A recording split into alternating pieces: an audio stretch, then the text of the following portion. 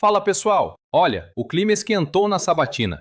O senador Flávio Bolsonaro tentou armar aquela velha casca de banana para cima do Jorge Messias, usando táticas de desinformação para proteger aliados e atacar o governo.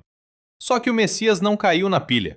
Deu um verdadeiro show de elegância, técnica e maestria, respondendo com dados na mão. Quer ver como se coloca um bolsonarista no devido lugar com inteligência? Fica aí. E eu vou fazer 4 perguntas a Vossa Excelência. Primeiro, sobre a questão do 8 de janeiro. Quanto mais passa o tempo, mais se percebe a farsa que houve nesse julgamento. Pessoas julgadas sem foro por prerrogativa, tendo suas vidas decididas apenas pela primeira turma do Supremo, sem individualização das condutas, as denúncias como um copia e cola, mudando só o nome e qualificação, um cerceamento de defesa nunca antes visto na história desse Brasil, e algumas centenas de pessoas e famílias que tiveram suas vidas destruídas pela articulação especial de um ministro do Supremo.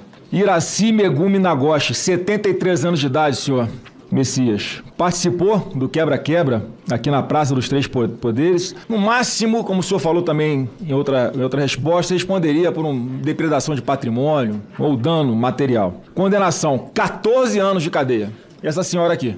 Mais recentemente, aqui na Sexta-feira de Paixão, o senhor Alcides Ram, 71 anos, um empresário de Santa Catarina. Olha a tipificação do que ele foi condenado, senhor Messias. Abolição violenta do Estado Democrático de Direito, golpe de Estado, dano qualificado, deterioração do patrimônio tombado e associação criminosa armada. Sabe o que ele fez? R$500 de Pix para fretar um ônibus. Condenação, 14 anos de prisão. E o segundo tema aqui para concluir é sobre o escândalo do INSS, que completou 1 ano semana passada. Mais um escândalo do governo Lula. Aliás, coincidência, né? Sempre ele, o presidente da República, nos maiores escândalos de corrupção desse país. Foi assim no Mensalão em 2003, Petrolão em 2007, agora Banco Master, roubo dos aposentados do INSS. E o senhor, enquanto AGU, pediu bloqueio de recursos de vários sindicatos e associações para ressarcir os aposentados que foram roubados. Mais de 4 milhões já fizeram pedido e estão sendo ressarcidos. Mas o senhor deixou de fora algumas associações e sindicatos. Por exemplo, Sindinap, Sindicato Nacional dos Aposentados, Pensionistas e Idosos, que tinha como vice-presidente o senhor José Ferreira da Silva, conhecido como Frei Chico, por acaso irmão do presidente Lula. Outro exemplo, a CONTAG, Confederação Nacional dos Trabalhadores da Agricultura, que recebeu a bagatela de 426 milhões de reais só em 2023, com desconto ilegal no contra-cheque dos aposentados, pensionistas e beneficiários do BPC. E aqui, matéria do Metrópolis, né? INSS silencia sobre poupar sindicato de irmãos de Lula de ação judicial. Quer dizer, nem a AGU à época e nem a INSS explicaram exatamente por que. Eu queria pedir ao senhor, para finalizar aqui, a minha última pergunta, porque o senhor não quis bloquear as contas dessas entidades também, se era porque entre elas tinha o irmão do presidente Lula na diretoria. Eram essas perguntas, senhor Jorge Messias. Primeiro, eu queria cumprimentar o senador Flávio Bolsonaro. Agradeço, senador, as questões que o senhor me coloca. A primeira delas diz respeito aos presos do 8 de janeiro e a sua compreensão jurídico-política de que efetivamente estariam ou não ali a ameaçar a democracia. Eu quero dizer que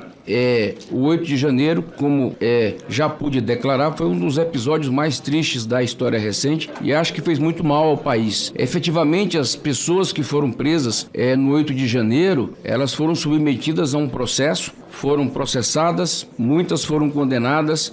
Algumas assinaram um acordo de não persecução penal, algumas estão presas ainda, e essa é uma situação, evidentemente, porque a prisão em si e o processo penal sempre carrega uma tragédia pessoal e familiar. Nós não podemos desconhecer. O que eu posso dizer em relação a este caso, até porque não posso antecipar julgamento, no sentido de não me colocar em posição de impedimento, é que o sistema penal brasileiro prevê mecanismos próprios de correção pela revisão criminal. Portanto, essas questões elas podem estar sendo submetidas ainda à jurisdição do Supremo Tribunal Federal e eu não vou me colocar em situação de impedimento. Mas quero dizer que do ponto de vista do direito penal, nós temos que voltar, na minha compreensão, aquilo que é básico. A legalidade estrita, a taxatividade das condutas, a proporcionalidade das penas, a individualização da conduta e a individualização da pena. Essas questões são basilares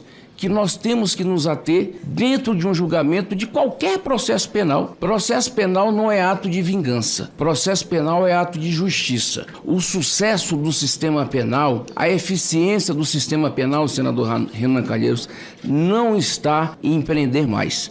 Está em reduzir a criminalidade. Dito isso em geral, e não no caso em particular. O senhor coloca uma outra questão que é muito importante e que está no debate público atual. A discussão acerca de anistia é própria do ambiente político institucional. A crítica pública também é própria. A liberdade de expressão permite que se critique qualquer tipo de posição. Agora, a definição acerca deste tema compete a vossas excelências e não a mim, na condição de operador do direito. A anistia é um ato jurídico, político, institucional que cabe ao parlamento. Portanto, é algo que está ou poderá estar em debate nesta casa.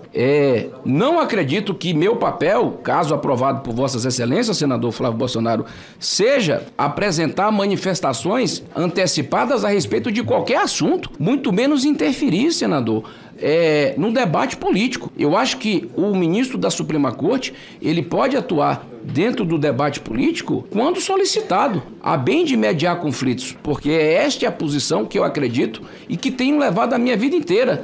Na minha vida de conciliador, de pacificador, eu acredito na conciliação como método de solução de conflitos. Eu queria trazer, por fim, um dado que é muito importante em relação à fraude dos aposentados e pensionistas do INSS. O senhor me questionou se eu pedi ou não pedi bloqueio de valores do Sindinap. Eu quero afirmar categoricamente que pedi e digo aqui até o número da ação. A ação 111 40 43 73 2025 401 3400 contra o sindicato e seus dirigentes.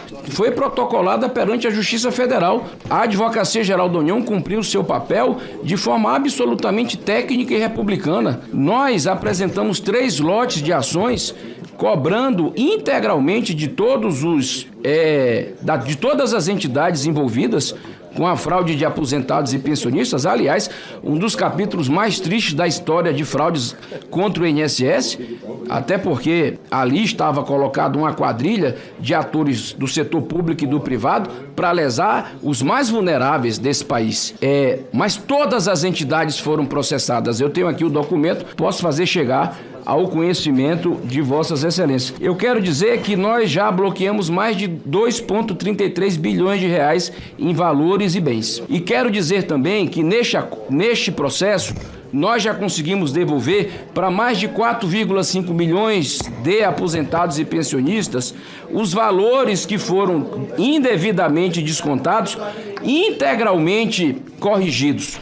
E isso se deu a partir de uma postura que eu, ainda na condição de advogado-geral da União, ministro Wellington Dias, resolvi adotar, que foi a postura que eu acredito, senador Rogério Carvalho, que é a postura da conciliação. Eu não fiquei discutindo a responsabilidade do Estado. Eu fui ao Supremo Tribunal Federal, mas não fui só. Conversei com a Ordem dos Advogados do Brasil, conversei com o Ministério Público Federal, conversei com a Defensoria Pública Federal, colocamos o problema, levamos o tema ao Supremo Tribunal Federal e concluímos um grande entendimento em benefício de aposentados e pensionistas. E ao lado de devolvermos os dinheiros dos aposentados e pensionistas dessa nação que foram fraudados, nós fomos imediatamente atrás daqueles que causaram fraude. A Advocacia Geral da União foi a primeira instituição a agir após a elucidação das fraudes e a divulgação pela Polícia Federal e pela Controladoria Geral da União. Todas as ações foram protocoladas, apresentadas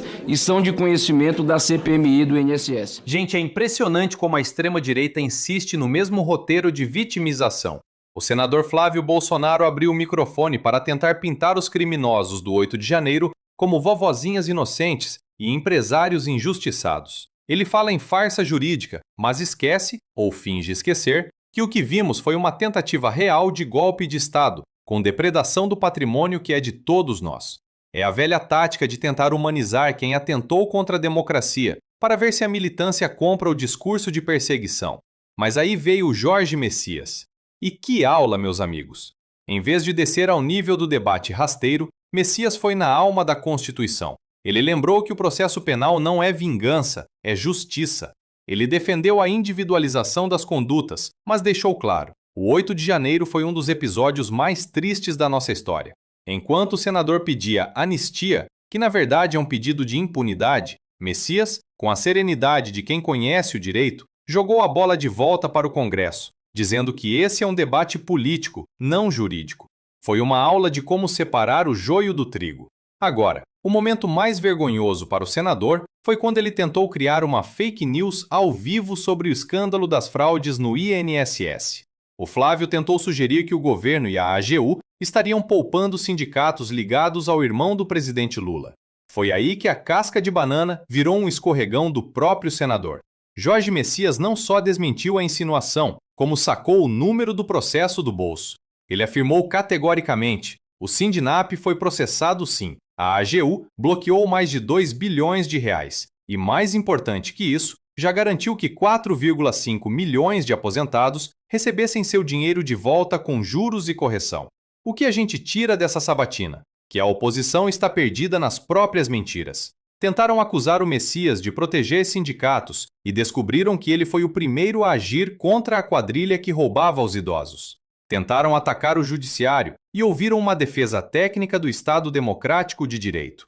Jorge Messias mostrou que o Brasil voltou a ter operadores do direito republicanos, que não trabalham para famílias ou amigos, mas para o povo brasileiro, especialmente para os mais vulneráveis. O troco foi dado com elegância, mas foi firme. Contra fatos e números de processos, não há narrativa de WhatsApp que resista.